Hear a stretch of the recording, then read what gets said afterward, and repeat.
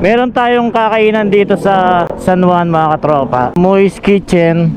Minsan nating nasubukan dito noon. Masarap yung natikman nating papaitan dito. Na minsan sinubukan nating mag-lunch banda rito. Ito yung napuntahan natin, Moist Kitchen. So ito yung mga pagkain dito. Ayan, meron silang mga tapsilog dyan, Hungarian, ayan, mga sizzling plate, lugaw. Yung pinaka nagustuhan ko talaga dito ay yung kanilang papaitan. So yun yung babanatan natin ngayon dito mga katropa. Pasok tayo sa loob. Ay sir, kayo pa yung pinaka-owner sir? Ayan, deliver? Ayun oh. So nagdi-deliver din ng Moist Kitchen. Like and follow nyo yung Moist Kitchen. Si sir ang owner po nitong ano. Kaya bumalik tayo rito kasi nagustuhan natin yung kanilang malupit na papaitan. Ayan. So sa ngayon magdi-deliver muna sir, pero tayo kakain muna tayo ron. Dito tayo sa loob ng Moist Kitchen mga katropa. At tayo ay o-order na. Ganda umaga po. Ayan o. Maraming pagpipilian ditong ulam. Pero syempre ang pinunta natin dito ay yung kanilang papaitan. Wala po pong available na papaitan tayo mga kayo. Yun. So hindi natin na-champion ngayon yung papaitan mga katropa. Dahil order pa po kayo ng kambing. Yun, hindi natin na tsempuan mga katropa. Pero yung papaitan dito, as in talagang, kaya nga tayo nandito ulit kasi nung natikman ko, masarap talaga. Tama lang yung pait niya talaga at saka hindi siya yung mango. Masarap yung lasa talaga dito. Kaya nga andito tayo ulit mga katropa para sana kumain ulit ng papaitan. Kaya lang hindi tayo nakatsempo ngayon. Ito po, adobong balon-balunan. Adobong balon-balunan, tapos higado, broccoli with cauliflower po. ayan. Pork michado, pechay, adobong puso, Bicol Express, binolang manok, pritadang manok, at saka po tungkol baboy. Yun. So wala ka nang hahanapin. Oh, with sisig pa. Pero ngayon, malamang mga katropa, mapupunta tayo dun sa sisig, yun naman titikman natin. Hindi available ngayon yung kanilang papaitan dahil yung kambing hinuhuli pa. Hinuhuli pa yung kambing. Kaya sinatsempuan. Kaya ang babanatan natin yung sisig nila mga. Hindi lang kayo kasi medyo magsasara kami ng half day lang po kami. Magde-date yata sila ni Sir dahil Valentine's Day ngayon mga katropa. Ulam ngayong Valentine's Day oh. Puso na saging gata. So babanatan natin ngayon mga tropa ay yung sisig dito sa Moist Kitchen. Ayan. Titikman din natin yan at sabihin ko sa inyo kung anong lasa at kung gaano kasarap malamang. Okay, hintay natin.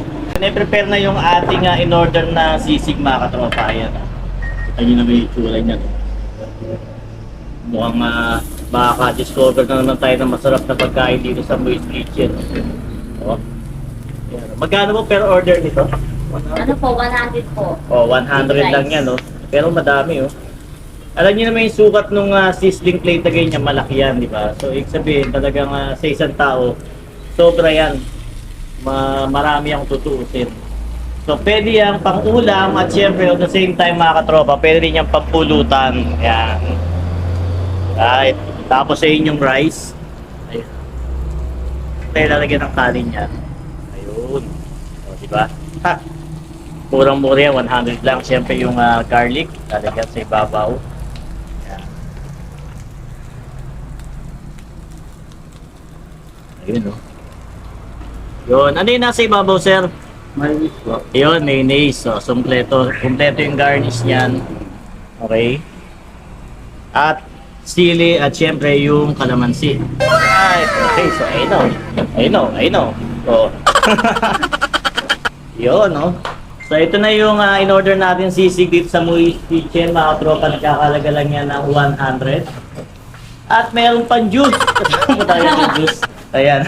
Alright, so titikman natin ito mga katropa. Kasi napadaan na tayo dito sa Moist Kitchen. Kaya hindi natin malalampasin yung pagkakataon na tayo ay kakain na. Alright, let's go!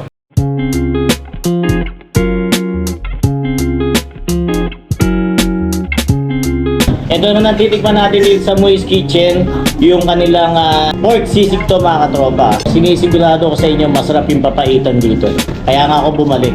Kaya lang, ito yung na-tsempuan natin, wala pa silang gawa ng papaitan. Kaya ito naman tatry natin yung kanilang sisig. Ayan o. So nakita niyo ba yung preparation kanina? No, dami ng pork, yung sili. Siyempre kailangan pigayin natin yan para may kagat tong anghang. Talo natin yung itlog. Tapos, tikman natin.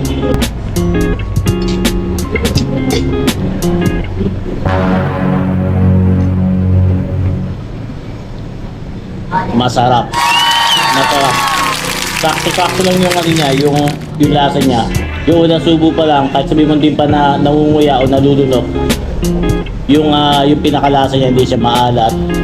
Yung pork niya, tama lang yung lambot. Masarap. Magugustuhan nyo rin to sigurado. Pag. Sigurado yun. Okay, so ayan mga katropa, para mas kumpleto yung detalye, in-invite ko na si ma'am na tabihan ako dito sa ating pagkain ng sisig. So habang kumakain tayo, magtanong na tayo ng mga information tungkol kay ma'am. So, tayo muna natin pangalan ni ma'am. Pangalan niyo ma'am? Tess. Si Ma'am Tess, siya po yung owner nitong Moist Kitchen. Bakit po Moist Kitchen, ma'am? Yung Subo mo apelido po tayo. kasi namin Moy. Moyrong. Kaya pinagdala namin R-O-N-G, kaya Moist. Yun. So, yun yung Family business. yung history ng Moist Kitchen. Bakit sa ganun? Apelido nila ay Moy. Tama po? Okay. So, yun. So, kailan po nag-start itong Moist Kitchen, ma'am? 2000. Bali, usually po, nag-online kami. 2019, online kami hanggang mag-pandemic. Tapos po, nung pandemic kami, nakakuha kami ng store. Almost 3 years na kami in the business namin store. Yun. So, matagal na rin, 3 years na sila dito sa Peso Laredo, 3 San years Juan. na po. Tsaka pala mga katropa dito yan sa may along F. Blooming Street po, di ba? Apo. Yun, San Juan Barangay City. Tibagan. Barangay Tibagan. Okay, so sa ngayon, kailan po ba nagsimula yung, natigman ko kasi dito mga katropa yung papaitan. Kailan po nag-start yung papaitan ninyo na kumbaga ibinenta ninyo? Mga November pa po. Last year. Last year lang po. Kasi masarap yung papaitan Kasi may naghahanap sa amin lagi ng kambing. Tapos, usually una namin yung baka. Papaitang baka.